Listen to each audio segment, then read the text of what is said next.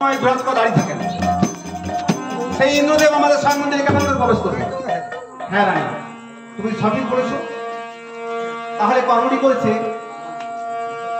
এই কর্মটি করেছে আমার মনে অনুমান সেই বেটা যমরাজা। সে কি মহারাজ, যে যম আপনার ঘোড়ার ঘাস কাটে, সেই যমরাজা আমাদের সামনে কেমন করে প্রবেশ করবে? তখন রাবণ রাজা হয়েছে নানি, তাই কর্মটি করেছে। তখন পা টানাচ্ছে, তখন পা টানি মন্দির হচ্ছে মহারাজ ভালো করে বাজাবো। আপনি যদি আমার অভয় দেন,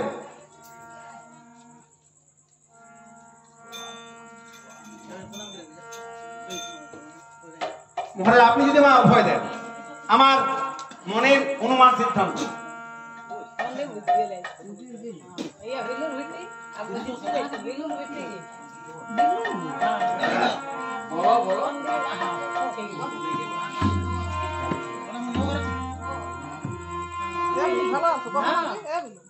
আপনি যদি আমায় অভয় দেন, আমার মনে অনুমান সিদ্ধান্ত।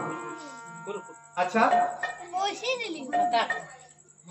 তোমাকে আমি অভয় দিলাম, তুমি নির্ভয়ে আমার কাছে বলো। এবার সেই পাটানি মন্ডলী ছড় লিখতে রাবণকে বলছে, কি বলছে?